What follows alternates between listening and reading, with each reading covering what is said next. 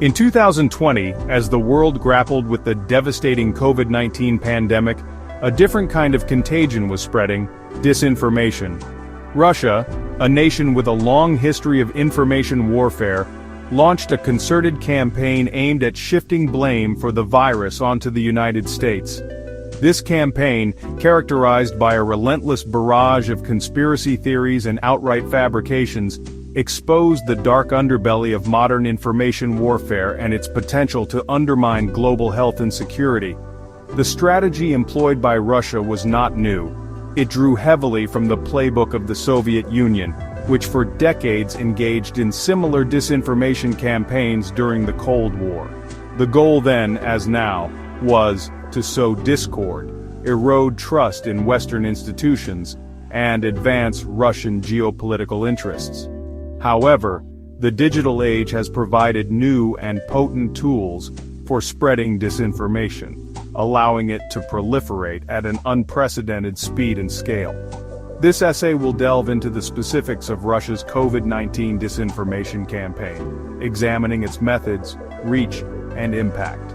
It will explore how the Kremlin co-opted state media to disseminate conspiracy theories, often drawing parallels to Soviet-era tactics.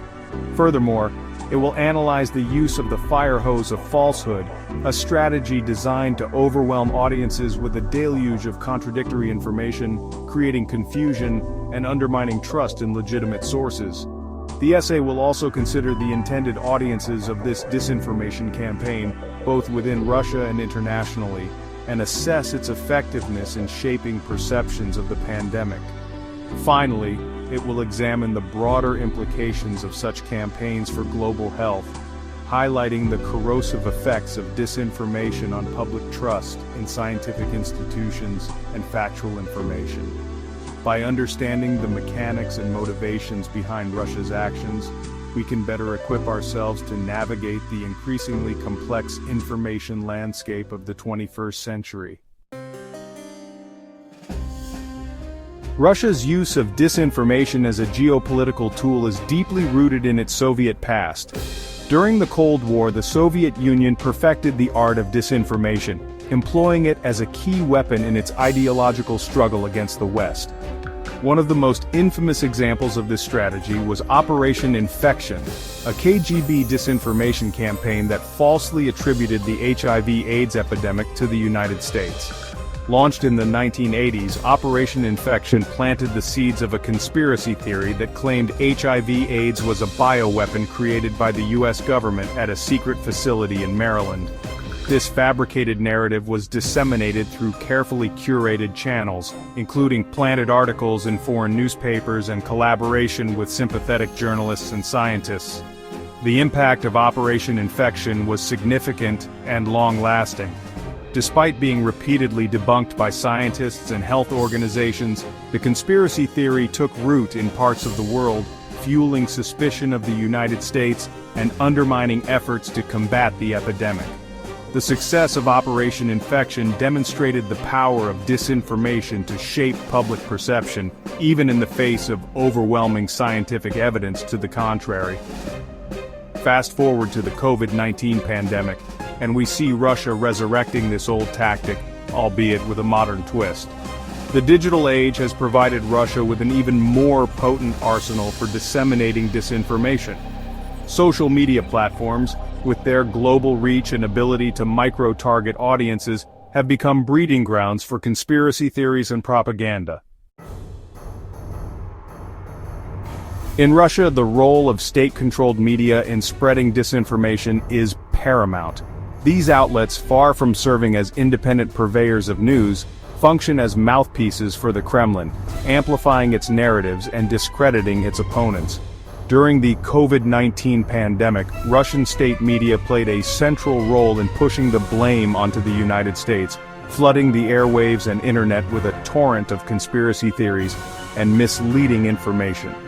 One of the most prominent examples of this was the coverage on Channel One, Russia's most watched television channel. Programs like Big Game and Time Will Tell, known for their blend of news and political commentary, became platforms for promoting unfounded claims about the origins of the virus. These shows, with their large and devoted audiences, offered a veneer of legitimacy to outlandish theories, presenting them as credible alternatives to the scientific consensus.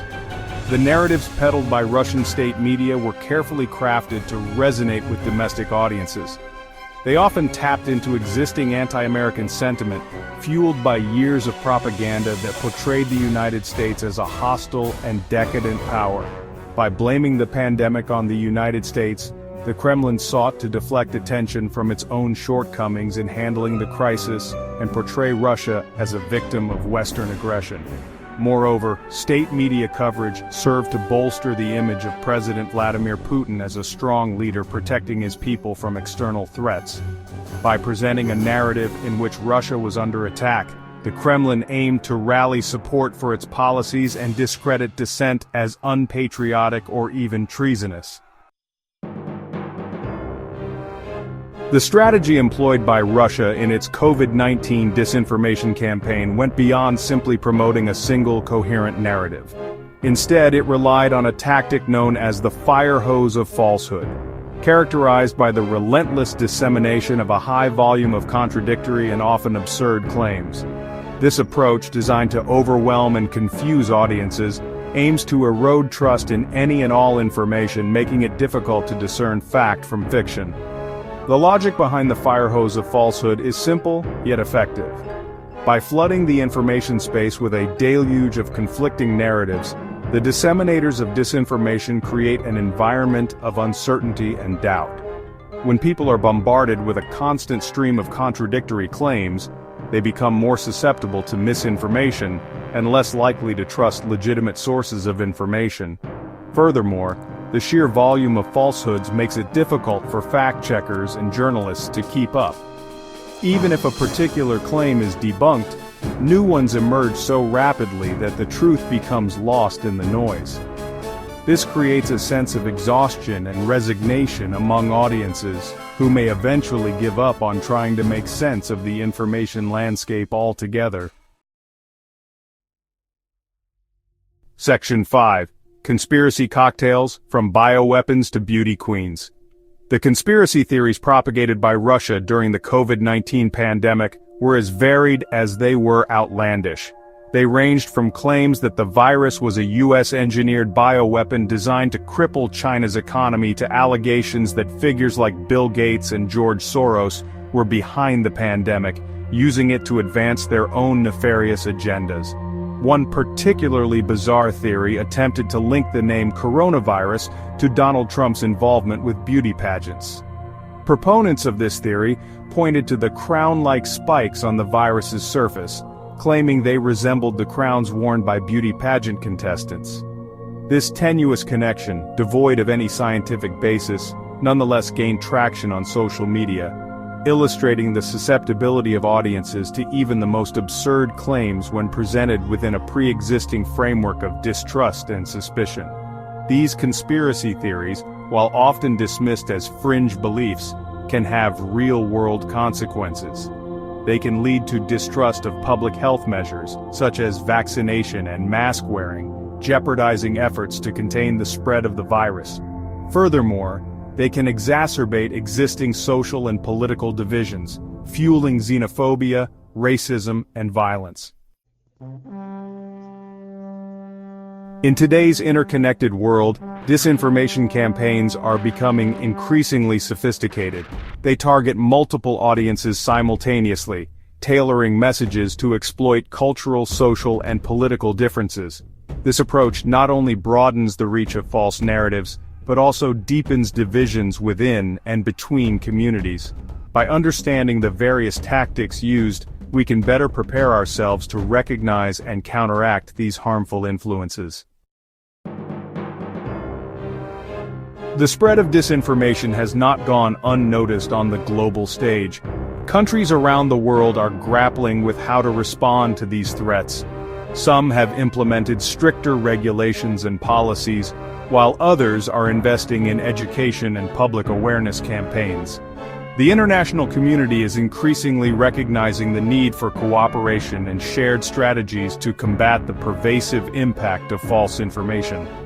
The consequences of inaction are too significant to ignore.